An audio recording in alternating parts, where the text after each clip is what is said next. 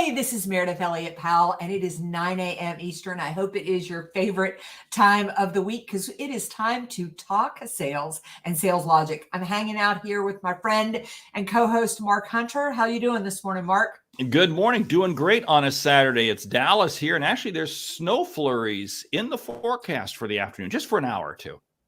Wow, that's kind of amazing. We're going to be about 60 here in Asheville, North Carolina, but bad weather is coming our way tomorrow. So, Mark, I got to ask, I was thinking this morning, in our mastermind, you and Sam and Mary are always talking football, something I don't understand. Are you a big Super Bowl fan?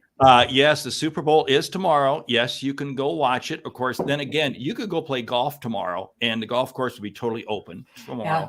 Late afternoon. You could play tennis. You probably wouldn't find a partner, but yeah. So it's this thing called Super Bowl, the Rams and Cincinnati. So, you can check it out if you want.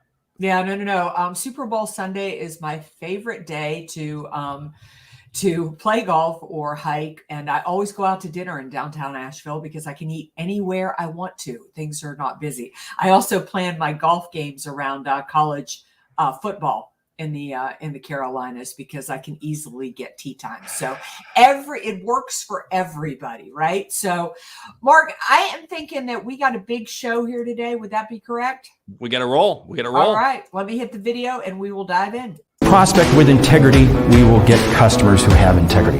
Integrity is the foundation from which everything is built on. You better understand value. But at the end of the day, sales is a relationship business. It is a people business. It is an emotional business.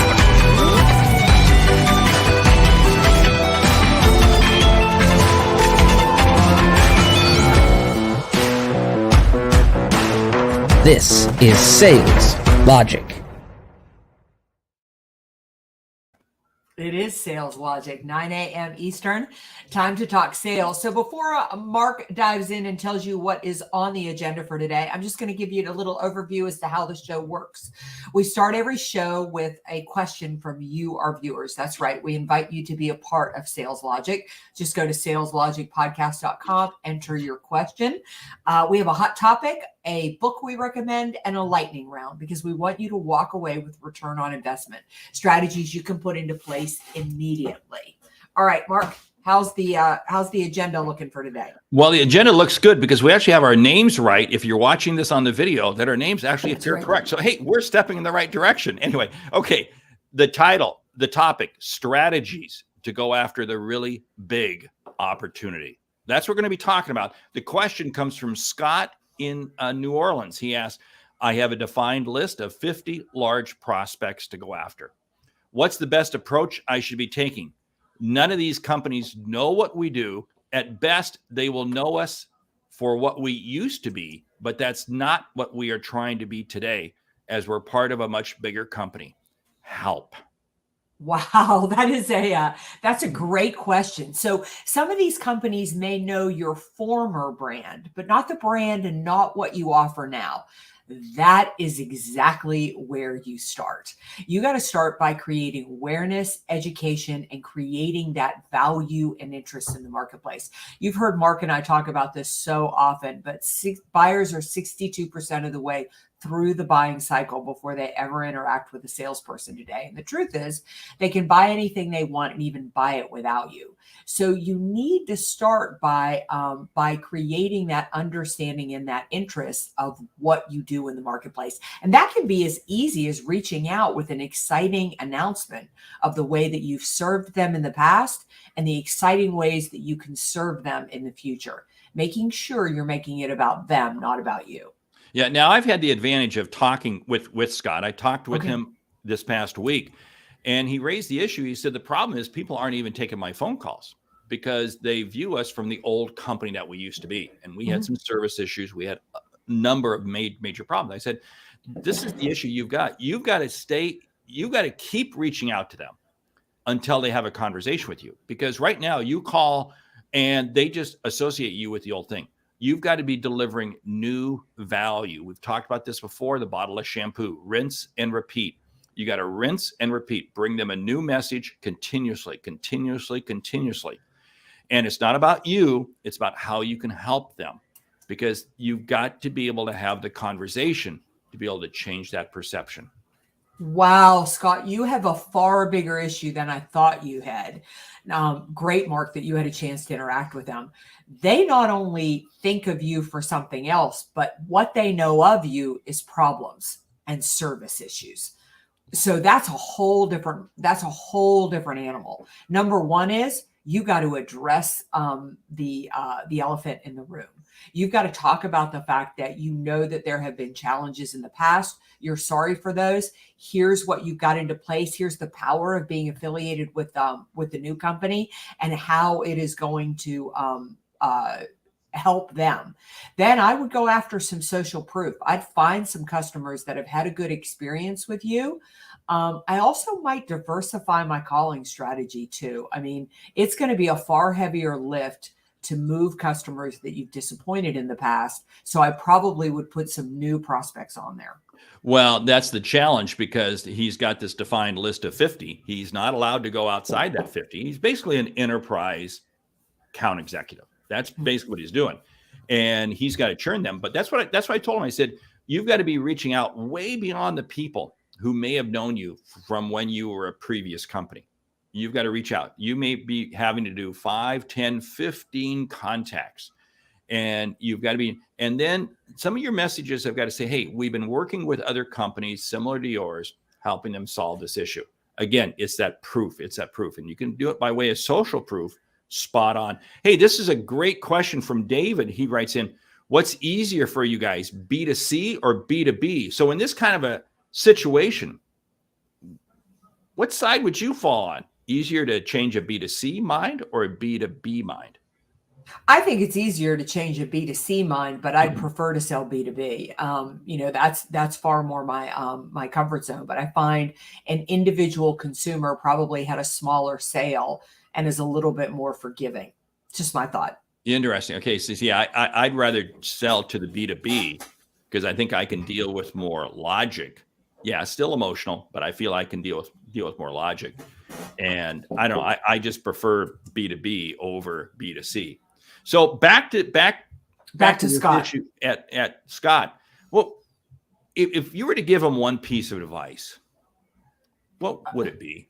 I would be, to be gut-wrenchingly honest, is that I would own the fact that we've dropped the ball, that we have had service issues in the past.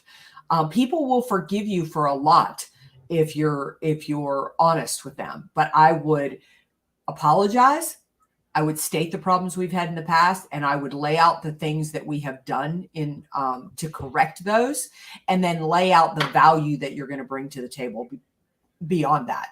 Yeah. Here's I like the idea. You got to call out the elephant in the room, but here's a simple thing. And I've seen this so many times before. People say, well, I don't want to call that customer because we really screwed up with them before. Do you even think they remember? Because again, we remember because, it's in our records, we know, or something like that. But you know what? Life goes on. We don't realize experiences, and it just gets lost. So I want to be prepared to call out the elephant in the room, but I'm not going to dwell on it if the other person is ready to look past it. So I think when I hear situations like this, and I had a long talk with Scott this week, I said, Scott, some of the challenges you're facing are really in your head, not with the customer. They're not ignoring you because, we're the bad, evil, old customer that screwed things up. There might be some of that. But most of it is just plain, they're just ignoring you because you're not bringing value. Keep bringing value. You'll finally get in the door with them. Yeah. Years ago, I worked for a financial institution that had really screwed up in the marketplace. They made centralized decisions. They had bankers that had no market authority. They weren't very involved in the community. And they had treated longtime customers not very well. And so when I came on board and we were charged with making market share, increasing market share, I had to go back out to a lot of those customers that it may have been years, but they hadn't been treated very well. And I just started off by saying, I'm excited to be working for this company. I wasn't here 5 years ago, but this is what I understand. What I want you to understand is we have decentralized authority. I have authority up to this. We're committed to the community. We want to make market calls. And these are our long-time goals. And this is why now I think that we're a good fit for you. And it was really easy enough to do, but I didn't want to be left there wondering whether this customer remembered or not. So I just called a spade, talked about it, and I was really proud of the changes that we had made.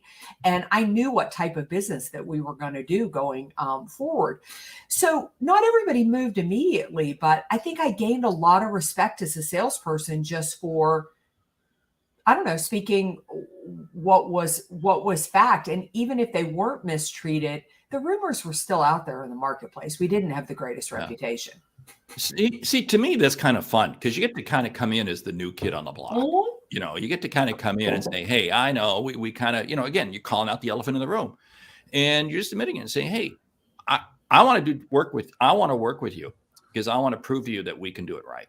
Absolutely. We can make things happen. Yeah. So, hey, why don't we flip over? Let's talk about the topic strategies to go after the really big opportunity. Again, Scott's a great example. I mean, we find, enterprise reps, defined lists.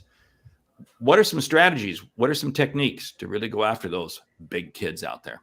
Well, I think one of the most important things that you have to understand is the moment that you do an enterprise sale, a big sale, is that you're in for the long game. I mean, this is not going to be an easy sales cycle. It's going to be a long sales cycle. And Gartner just came out with an interesting statistic since COVID has happened. And that is that we've gone from something, I got this from Sherry Leviton, we've gone from something like four decision makers involved in the process upwards to 12 to 15 involved in the decision-making process.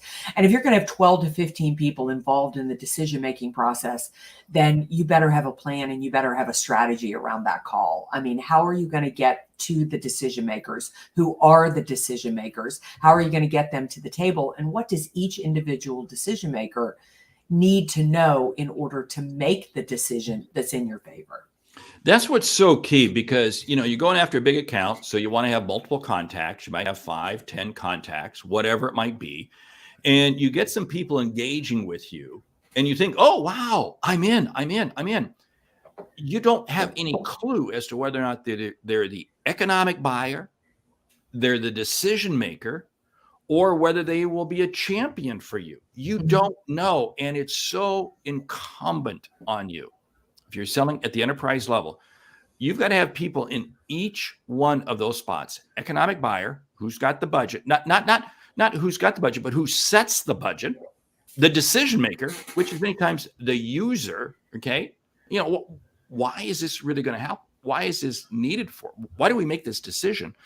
And 3, a champion, somebody who'll go to bat for you because, as Sherry pointed out in the Gartner information, many times those decisions are being made you're not in the room. Yeah. You need somebody to carry the water for you.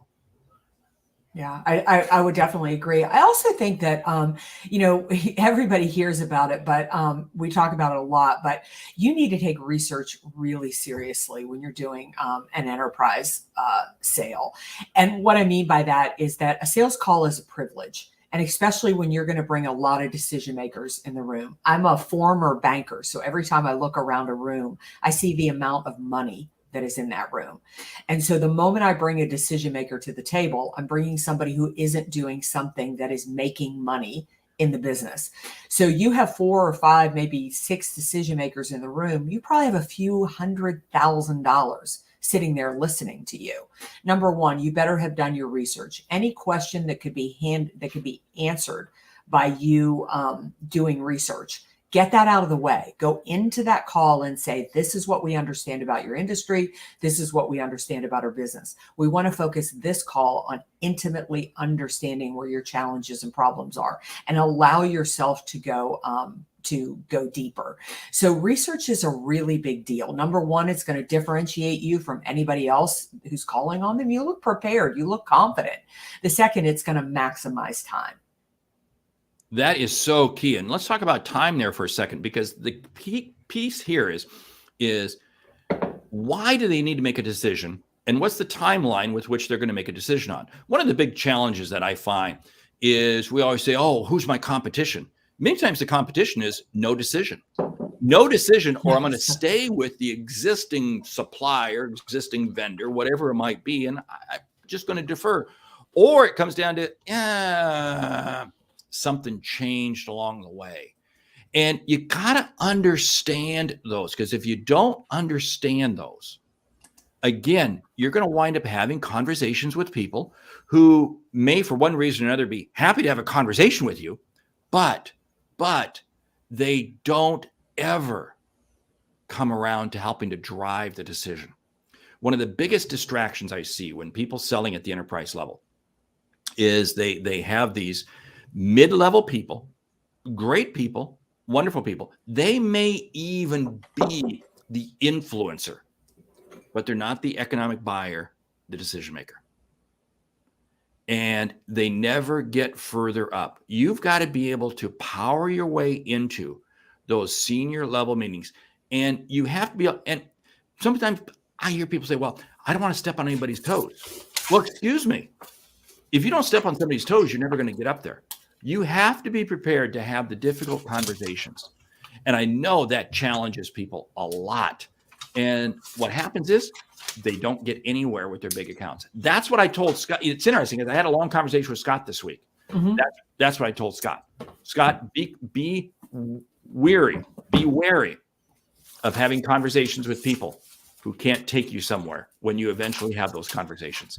Yeah, don't waste the time. Mark, I think we can't leave this idea of the enterprise sale and being successful with the enterprise sale without talking about follow-up. It is, and again, it's the most neglected and most underused and least structured part of the sales process. My passion is that it's the most important, is that the sale happens in the follow-up. It always happens in the follow-up, but it's especially true of the enterprise sale. The chances that you are going to interact with somebody at the exact moment they're ready to buy are just slim to none. And this is a long process. So what's your strategy? How are you going to stay in touch? And how is that follow-up going to add value to the client, not just add value to you? You've got to be prepared to play the long game. You've got to be prepared. And it's interesting. I just saw this in a note somebody sent to me this morning on LinkedIn.